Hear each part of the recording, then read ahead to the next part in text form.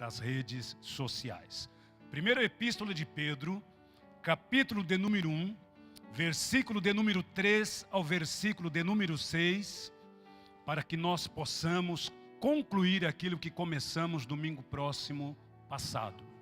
Diz assim a Bíblia Sagrada, Almeida Corrigida Fiel: Bendito seja o Deus e Pai de nosso Senhor Jesus Cristo, que segundo a sua grande misericórdia, nos gerou de novo para uma viva esperança, pela ressurreição de Jesus Cristo dentre os mortos. Verso 4. Para uma herança incorruptível, incontaminável, e que não se pode murchar, guardada nos céus para vós. Verso 5. Que mediante a fé estáis guardados no poder de Deus para a salvação, já prestes para se revelar no último tempo. Verso 6. Vamos lá? Em que vós grandemente vos alegrais, ainda que agora importa, sendo necessário, diga, é necessário. Diga, é necessário que estejais por um pouco com lutas, com batalhas, com provas, com várias tentações. Querido Deus, sua palavra foi lida, e esta igreja com muita propriedade, mas muita mesmo, Senhor, já adorou ao teu santo nome através dos cânticos, dos louvores, das oportunidades, também dos dízimos e das ofertas que fazem parte de um culto, Senhor. Agora é momento de nós ouvirmos um pouco mais a sua voz através da palavra. Querido Deus, que o Senhor, através do seu grande amor, e que a graça do seu Filho Jesus seja derramada sobre a minha vida, e que a instrumentalidade do teu Espírito Santo possa jogar luz, Pai Santo, na sua palavra, para que possamos refletir acerca da mesma. É a nossa oração, gratos em nome de Jesus, e todos digam graças a Deus. Queridos, domingo próximo passado, nós começamos uma reflexão baseada na primeira epístola do apóstolo Pedro. E eu dizia para você, compartilhava com uma igreja, que já em meados do primeiro século da era cristã, lá por volta após o ano 65, mais ou menos, né? Depois de Cristo, é óbvio, nós compartilhávamos domingo passado que, por ordem de um homem vil, de um homem cruel, de um homem impiedoso, chamado Nero, muitos cristãos estavam sendo procurados, caçados, muitos cristãos estavam sendo, de uma forma grotesca, das mais grotescas que você possa imaginar, crentes eram caçados a laço como se fossem animais. Muitos deles tinham os seus olhos vazados, mulheres grávidas tinham seus filhos tirados na base da espada, outros eram colocados vivos em estacas e colocados nos jardins dos palácios de Nero, em que, nas noitadas de orgias, onde boa parte da elite romana, do Império Romano, se fazia presente nos seus palácios, nos palácios do imperador Nero, e muitos cristãos que eram caçados como se fossem animais, eram colocados em estacas, e vivos ainda, para que em delírio a plateia que estava em orgia pudesse contemplar os crentes, nossos irmãos da igreja primitiva, sendo queimados vivos nos jardins do palácio do imperador. Pendurados em estacas, caçados como se fossem bichos, como se fossem animais. Muito provavelmente, a maioria dos teólogos, a maioria dos historiadores dizem, e é o meu entendimento, eu estou dizendo, e é o meu entendimento, que o nosso irmão Pedro, o apóstolo Pedro, ele estava preso ali na cidade de Roma. Por que, pastor, o senhor diz isso? Porque quando ele dá início à sua epístola ou às suas cartas, Pedro ele escreve da Babilônia, e Pedro ele nunca esteve na Babilônia, lá na Caldeia, lá na Mesopotâmia. Ele nunca esteve lá. E o termo Babilônia era para dar uma conotação, um entendimento para os crentes da época, que Babilônia estava se referindo à igreja ou à cidade de Roma. Então, muito provavelmente, e é o meu entendimento também, o apóstolo Pedro estava em Roma, e quando da estada dele lá preso já, esse famigerado imperador, ele deflagra esta grande perseguição aos cristãos da época. E dentro dessa perseguição, lá por volta do ano 68, durante essa perseguição, o apóstolo Paulo, o grande apóstolo Paulo, em um dos bairros da cidade de Roma, ele é decapitado, ou seja, ele é morto, e onde muito provavelmente também, eu estou conjecturando, é a igreja de São Paulo, lá na cidade de Roma. É uma igreja que foi erguida aonde se pressupunha que o apóstolo São Paulo foi morto. Após a morte de Paulo, durante essa perseguição, vem a sentença sobre Pedro. Pedro deve morrer crucificado. Vem a sentença. Para de falar desse nome. Não anuncia mais esse nome. Não anuncia mais acerca desta seita. Não anuncie mais. Não fale mais acerca deste nome. Se você continuar, nós vamos sentenciá-lo à morte. Pedro é sentenciado à morte. Você vai ser crucificado. E Pedro então ele faz um pedido inusitado. Eu não sou digno de morrer como meu mestre morreu. Me crucifique de cabeça para baixo, num sentido de muita humildade. É neste panorama, nesta pequena introdução que eu estou dando a você, é que Pedro, diante desse burburinho todo, diante desses percalços todo, é que Pedro escreve, pouco antes da sua morte, entre o ano 65 e 68 da nossa era, é que Pedro então escreve esta epístola. Sobre o tema, comecei domingo passado, edificados sobre o escudo da fé. Diga, edificados sob o escudo da fé. Dizia domingo próximo passado, que para o crente, o cristão da gema, o cristão que não solta tira, não deforma e não dá cheiro nos pés, o crente, quando verdadeiramente ele é nascido de novo, quando ele passa pelo novo nascimento, esse cristão, ele tem que tomar cuidado com as aparências. Ele tem que tomar cuidado, porque nem tudo aquilo que nós vemos pode ser aquilo que estamos vendo. Eu sei que pode parecer uma forma estranha, mas esta é a realidade. Nem tudo aquilo que nós estamos vendo pode ser aquilo que os nossos olhos estão enxergando.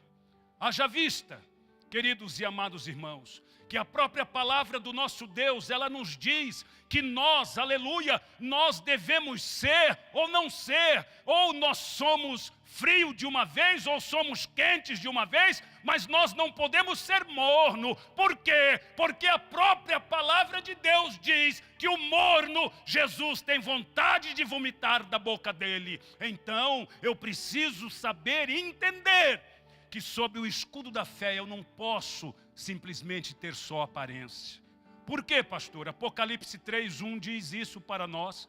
Quando João, na ilha de Pátimos, preso por causa da palavra de Deus, sim, também, mas muito mais por causa de política da época. Então João, quando está lá na ilha de Pátimo, João escreve, e ao anjo da igreja que está em Sardes escreve: isto diz o que tem os 7 Espíritos de Deus e as 7 estrelas. Conheço as tuas obras, que tens nome de que vives, mas está morto. O próprio João, escrevendo a uma das igrejas da Ásia Menor, João está dizendo: olha, você tem nome, só tem nome, viu? Só nome de que você está vivo, mas na grande realidade você já morreu faz tempo e você não sabe. Aparências, nós precisamos tomar cuidado com isso. Não é porque eu carrego uma Bíblia debaixo do braço, não é porque eu estou aqui pregando, ministrando a palavra de Deus para você, não é porque eu canto, eu toco, não é porque eu tenho um conhecimento da palavra de Deus. Por quê, pastor?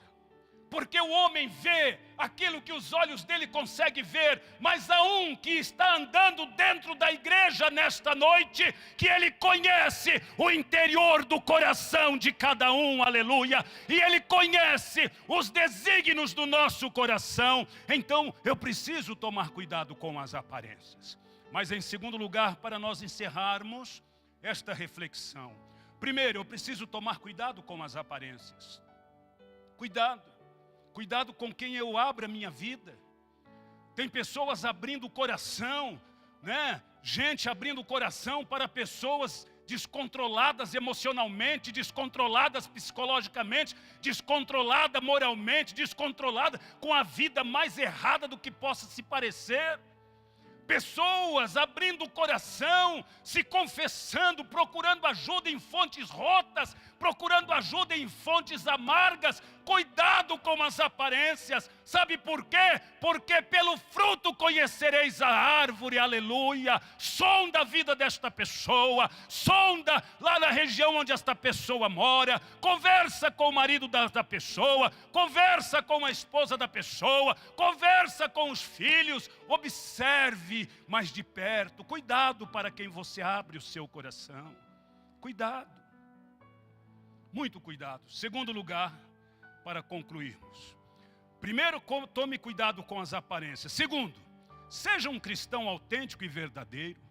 É difícil ser autêntico, é difícil ser verdadeiro. Por quê, pastor? É difícil, porque nós estamos aqui neste mundo também. Mas por que é difícil ser um cristão autêntico e verdadeiro? Temos que estar ali com a mão no cabresto verdadeiramente. Por quê? Porque em nós habita o pecado original. Em nós habita o pecado, aquele pecado que não deveria ter existido.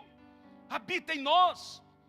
E há uma luta, há uma guerra da carne contra o espírito diz jejua, a carne fala não, olha, esse pernil está delicioso com esta farofa ou a Califórnia. O espírito diz, olha, não olhe, mas eu vou dar uma olhadinha só, porque é tão bonita. O espírito diz, cuidado, não coloque a mão, mas a carne fala, não, mas é só dessa vez, e eu prometo que não vai ter a segunda vez, é só dessa vez. É uma luta da carne contra o espírito contra a carne, é um combate interior, é uma luta interior. Os queridos e amados irmãos, mas eu preciso, através da palavra de Deus, eu não vou perguntar para você, não se preocupe, eu não vou constranger você, perguntando se a semana que passou você leu pelo menos um versículo da Bíblia Sagrada, porque eu sei que não leu, eu sei que não folheou a Bíblia, eu sei que não foi para a presença de Deus através da palavra dele, eu sei disso. Os dedos das mãos não são iguais, não me apedrejem lá fora não, mas uma coisa é certa, se eu não leio a Bíblia, eu não conheço o Deus da Bíblia. Se eu não estudo a Bíblia, eu não conheço o Deus da Bíblia. Se eu não tenho intimidade com a Bíblia, eu também não tenho intimidade com Deus, aleluia. Mas como ser um cristão autêntico e verdadeiro? Jesus dá uma sapatada em muitos da sua época. Mateus 23, 27. Olha o que diz lá. Isso aqui é Jesus falando. Ai de vós, escribas e fariseus hipócritas, pois que sois semelhantes aos sepulcros caiados, que por fora realmente parecem formosos, mas interiormente estão cheios de ossos de mortos e de toda a imundície. Deixa aí, Pablo. Jesus está dando uma sapatada em quem? em duas seitas, em dois segmentos, em duas lideranças importantes da época da igreja primitiva.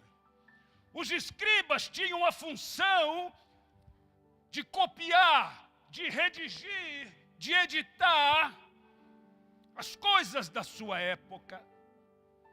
Os fariseus eram exímios observadores da lei de Moisés. Uma vírgula. Os fariseus eram tão exímios observadores da lei que quando em uma comunidade, se em uma comunidade houvesse um ajuntamento de pelo menos 10, 12 famílias judias, levantava-se ali uma pequena sinagoga, para que no sábado eles não precisassem caminhar longas distâncias para irem para a sinagoga. No sábado, eles eram tão exímios observadores da lei, que no sábado, me desculpa o termo chulo, não podia cuspir. No sábado não podia. Não podia trabalhar, não podia carregar água, não podia nada. Exímios observadores da lei. Eu estou tratando sobre ser um cristão autêntico e verdadeiro. Aí vem Jesus e dá uma sapatada. Ai de vós, escribas e fariseus hipócritas. Por quê? Porque vocês são semelhantes aos sepulcros que pegam o cal, mistura com um pouco de água, pega lá o rolo, pega lá o pincel e passa por fora. Quem passa, olha aquele mausoléu, olha aquele túmulo, olha aquele lugar. Tá bonito, tá lindo. Mas Jesus dá uma sapatada dizendo: por fora parece formoso, parece lindo, é eloquente. É eloquente, prega bem, tem conhecimento. Jô Soares também tem conhecimento. Se ele não se converter, você sabe para onde que ele vai. Jô Soares discute a Bíblia com qualquer um. Eu já vi isso em vários programas dele. Não basta conhecer a Bíblia, tem que conhecer o Deus da Bíblia. Não basta carregar a Bíblia, tem que ser carregado pelo Deus da Bíblia. Aleluia! Bendito é o nome santo do Senhor. Aí Jesus chega e fala: olha, por fora é formoso, mas interiormente está cheio de osso de morto e toda imundícia está ali dentro. Então, como ser um cristão autêntico e verdadeiro? Os fariseus eram referência em relação à moral, à ética, à religiosidade para o povo de Israel. No conceito do povo judeu, do povo de Israel, os fariseus estavam num alto conceito, porque eram exímios observadores da lei de Moisés. Aos olhos do povo, os fariseus eram tidos por justos. Digam, os fariseus eram tidos por justos. A nação de Israel olhava: nossa, observa a lei. Esses homens não pecam, esses homens não erram. Esses homens, olha, coisa linda, né? Maravilhoso, né? Mas olha o que está escrito lá em Mateus 23, 28. Olha lá. Mateus, capítulo de número 23, verso 28. Assim também vós, exteriormente pareceis justos aos homens. Aqui Jesus está falando com um fariseu, falando para os fariseus. Assim também vós, exteriormente pareceis justos aos homens, mas interiormente estáis cheios de hipocrisia e de iniquidade. Iniquidade é pecado.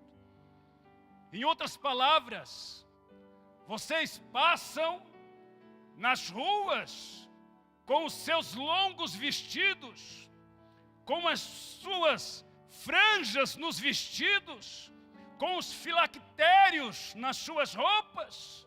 Alguns colocavam até sininhos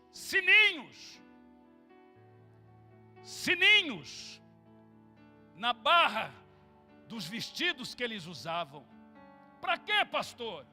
Para que quando eles andassem, fizessem barulho e as pessoas olhassem para eles e admirassem a pompa pela qual eles andavam.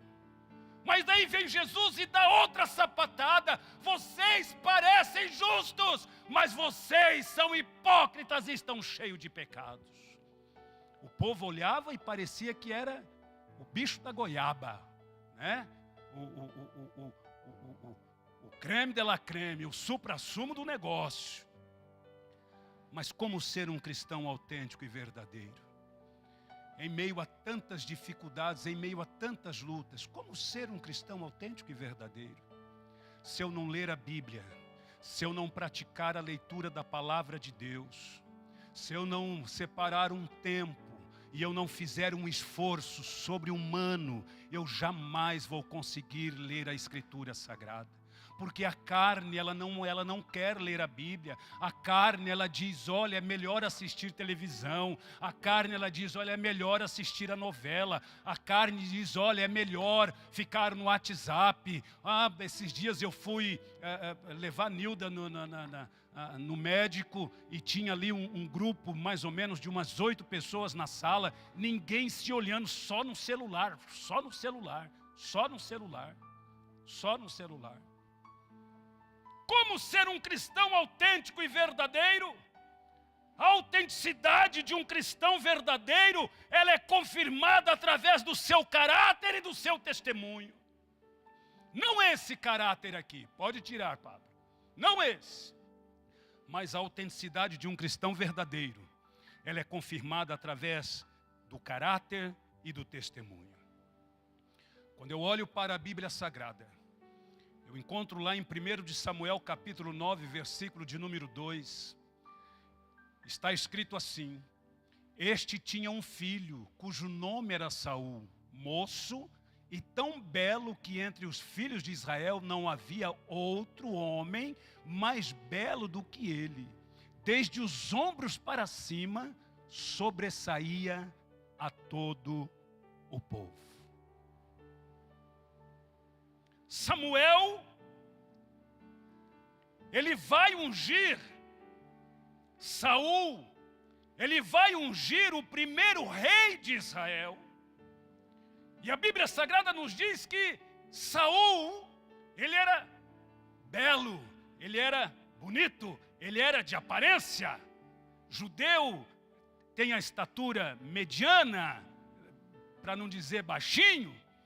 Então 1,75 m, 1,75 m por aí, já era um grandão no meio daquele povo. Já era bonito, né? Altão. Mas a Bíblia Sagrada está falando que ele era bonito, não havia mais belo do que ele. Beleza não é sinônimo de caráter. A beleza interior tem que falar mais alto do que a beleza exterior. E Samuel então ele vai e ele, para ungir esse rapaz, esse camarada chamado Saul, para ser o primeiro rei de Israel.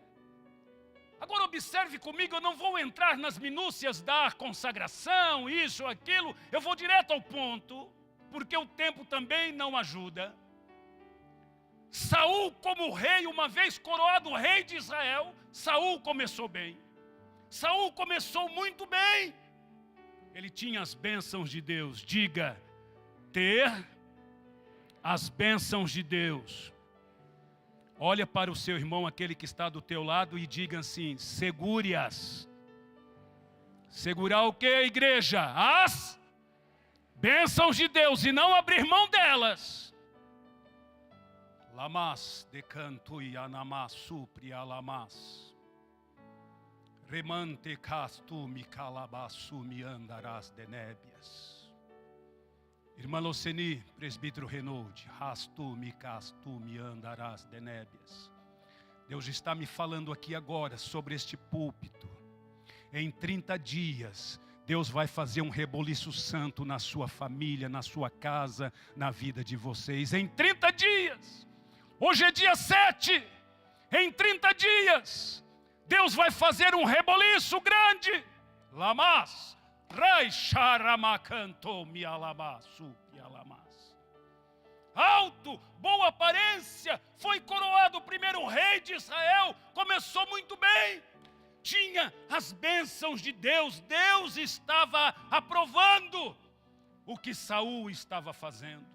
No entanto, porém, todavia, aquele que está aqui dentro desta igreja nesta noite, que está sondando os nossos corações, também estava lá com Saul, e ele deu uma advertência para Saul. 1 Samuel, capítulo 15, versículo de número 1. Olha o que Deus está dizendo. Então disse Samuel a Saul: enviou-me o Senhor a ungir-te rei sobre o seu povo, sobre Israel. Ouve, pois, agora a voz das palavras do Senhor. Escute aquilo que Deus está falando com você, Saul. Se você ouvir a voz de Deus, Saul, Deus vai ser contigo. Os seus inimigos serão derrotados. Não faltará alimento na sua mesa. Não faltará alguém para ocupar o trono da sua descendência, Saul. Mas você tem que ouvir a voz de Deus, ouvir as palavras de Deus. Ou sabe o que é que acontece, igreja? Eu não tenho tempo para entrar mais nas minúcias aqui com você. Eu estou já cortando um caminho, um atalho. As bênçãos que Deus deu para Saul, deixou o coração dele orgulhoso, deixou o coração dele soberbo, deixou o coração dele prepotente. Sabe o que eu quero dizer para você nesta noite? Tem pessoa que está comendo as migalhas, que está rastejando, que está andando no fundo do poço. Sabe por quê? Porque Deus, aquele que conhece o interior do coração do homem, aquele que tem o atributo da onisciência, conhece lá na frente. Ele sabe que se ele abençoar, se ele der alguma coisa para a pessoa, é perigoso a pessoa se desviar. Ou quantas vezes a pessoa está pedindo um emprego para Deus, Deus abre a porta, dá o emprego, ele some da igreja, ele não aparece mais na igreja. Quantas vezes a pessoa pede: Deus, muda o meu horário, Deus muda, e a pessoa some da igreja, a pessoa desaparece. Cadê o indivíduo? As bênçãos que Deus deu para Saul deixaram o seu coração orgulhoso, deixaram o seu coração soberbo. Por quê? Porque Deus, ele veio, ele testou Saul. Preste atenção, esta prova, esta luta, este momento que eu, você, nós possamos estar passando, é Deus testando, é Deus provando a nossa fé, se Ele pode verdadeiramente colocar coisas maiores nas nossas mãos, providenciar coisas maiores e melhores para nós. E Deus vai e testa Saul. Deus testou Saul. 1 Samuel capítulo 15, verso de número 3. Olha lá. Olha lá. Aí, Deus diz: vai, pois agora e fere a Amaleque. Amaleque, olha aqui para mim um pouquinho, olha aqui. Quando o povo de Israel sai do Egito, eles estão entrando já em direção à terra prometida. Essa turma aqui, os amalequitas, eles não permitiram que Israel passasse pelo território deles. Não permitiu. Deus falou: não tem problema, eu não tenho, Israel não está preparado, não é uma nação, não tem um exército ainda, deixa eles quietinho, lá na frente eu venho tratar com eles. Lembra do que nós estamos quase calvos de tanto dizer sobre a lei da semeadura? Plantou, a colheita é obrigatória, viu? Aí, passaram-se os anos e agora Deus vem e diz para Saul: vai, pois, agora e fere Amaleque e destrói totalmente a tudo que tiver, e não lhe perdoes, porém matarás desde o homem até a mulher, desde os meninos até os de peito, desde os bois até as ovelhas, e desde os camelos até o jumento. Em suma, resumo, vai lá e destrói tudo, arrebenta com tudo. É para matar tudo, é para arrebentar tudo. Deus deu uma ordem e Deus esperava que aquela ordem fosse obedecida. Saul obedeceu a voz de Deus, sim ou não? Por quê? Porque a autenticidade de um cristão também passa pelo crivo da obediência da palavra de Deus. Se eu não leio a Bíblia, não leio a Bíblia, não leio. Se eu não leio, como eu vou ter conhecimento daquilo que Deus está pedindo para que eu faça, para eu fazer. Eu não leio. Eu não medito. Entra semana e sai semana, eu não leio a Bíblia. Como que eu vou conhecer, como que eu vou saber aquilo que Deus está ou tem para a minha vida? Como eu vou saber a orientação de Deus? Porque a Bíblia é a bússola do crente, do cristão. Como que eu vou saber? Ah, mas eu já li a Bíblia uma vez, todinha de Gênesis a Apocalipse, eu tenho guardado muita coisa na minha mente. Ah, eu leio, pastor, quando? Ah, eu leio quando eu venho na igreja que pede para abrir a Bíblia, eu abro e eu leio. Faz isso com você não, por favor. Não é para mim que eu estou pedindo, eu estou pedindo, por favor, não faz isso com você não. Não faz isso. Nós temos tempo para tantas coisas, será que nós não temos pelo menos meia horinha para ler alguma coisa da Bíblia Sagrada? Vá, ataque os amalequitas, destrói completamente eles, não deixe nada, não perdoe nada, é para destruir. Por quê? Porque eles fizeram muito mal para o meu povo quando eu estava tirando o meu povo lá do Egito. A ordem de Deus foi expressa para Saul: vá e destrua. Ele não cumpriu com aquilo que Deus pediu, ordenou. Pediu não, aquilo que Deus mandou. Porque Deus não pede, Deus dá ordem. 1 Samuel capítulo 15, verso 14. Então disse Samuel, está perguntando aqui para Saul, Samuel perguntando para Saul. Então disse Samuel, que balido, pois, de ovelhas é este aos meus ouvidos, e o mugido de vacas que ouço? Que barulho é esse? Vocês não saíram para destruir aquele que era não inimigo de vocês, mas meus inimigos? Eu não pedi para vocês andarem neste caminho, por que vocês estão se desviando para a direita ou para a esquerda? Eu não pedi para você consagrar a sua vida esta semana. Eu não estou pedindo para vocês lerem a Bíblia Sagrada, a palavra de Deus. Eu não estou pedindo para vocês terem comunhão comigo. Por que vocês não estão tendo comunhão comigo? O que está acontecendo? Tem tempo para muitas coisas, mas não tem tempo disso. Saul demonstra que ele não é um cristão autêntico. Saul demonstra que ele não é um cristão verdadeiro. Saul demonstra que ele estava se linchando para a voz de Deus. Se linchando para a voz de Deus.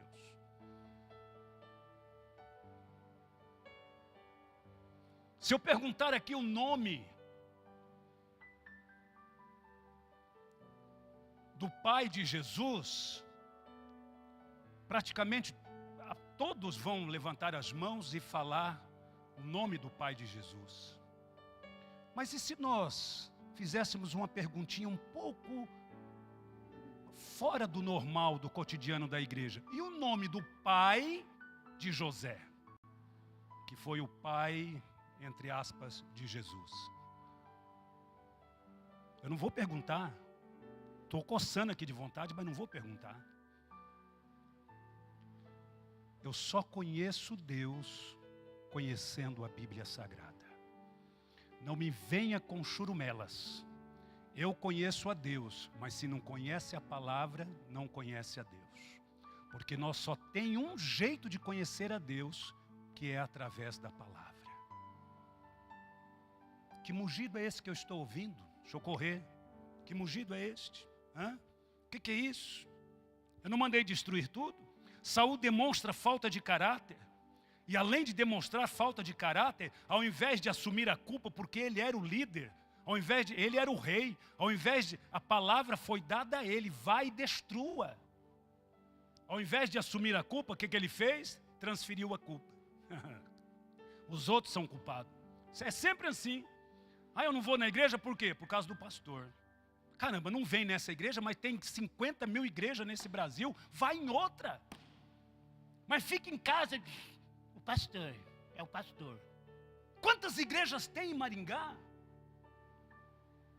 Eu não vou na igreja porque eu não vou com a cara daquela irmã.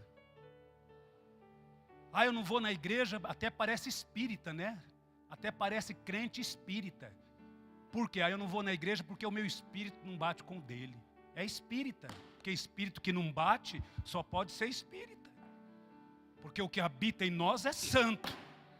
Então não tem jeito. E o Espírito Santo ajunta, não espalha, não separa.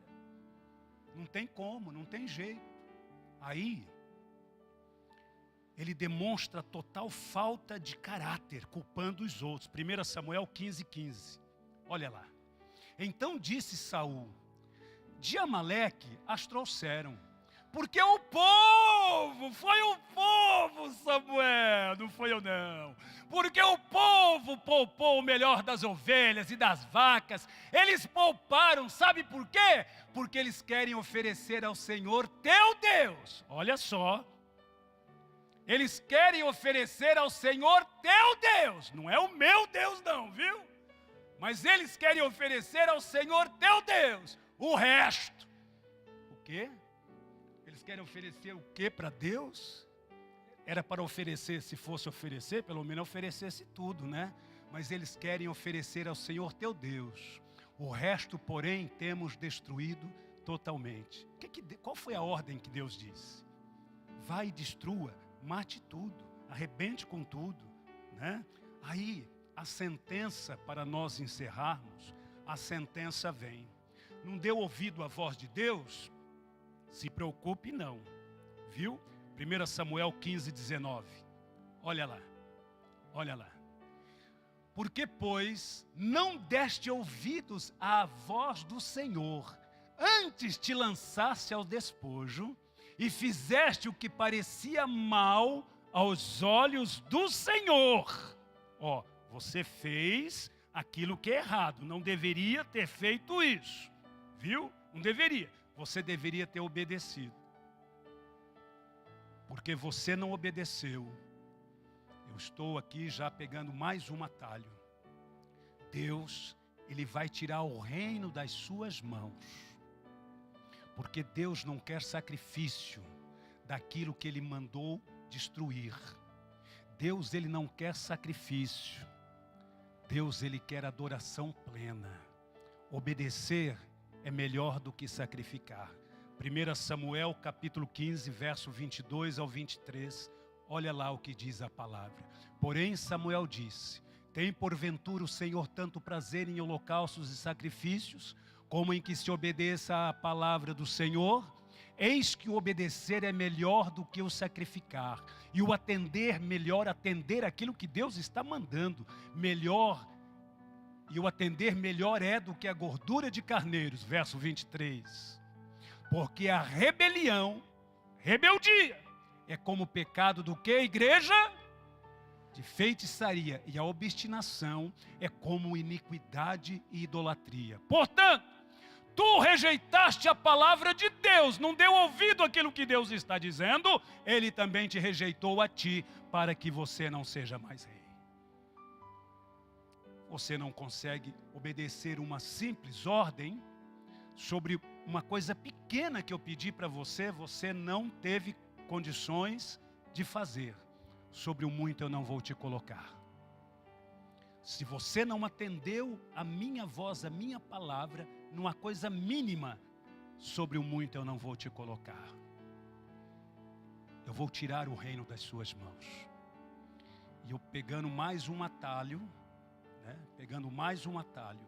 qual foi o fim de Saul? O fim de Saul foi trágico.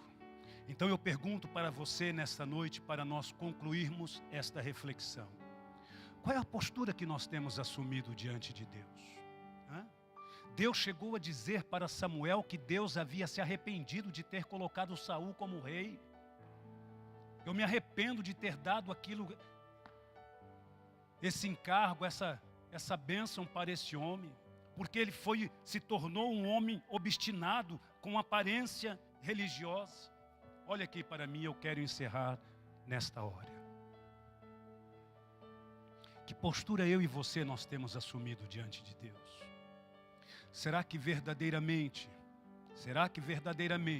nós somos crentes, cristãos, legítimos, autênticos, verdadeiros. O caminho que leva ao céu passa pela cruz. E é por isso que Paulo disse: já estou crucificado com Cristo, e agora não vivo mais eu, mas Cristo vive em mim. Estar crucificado com Cristo é ser autêntico, é ser verdadeiro. Estar crucificado com Cristo, aleluia, é saber que ainda que eu tenha que andar pelo vale da sombra da morte, eu não vou temer, porque o Senhor, Ele está comigo. A palavra dEle, o cajado dEle, a palavra dEle vai me consolar.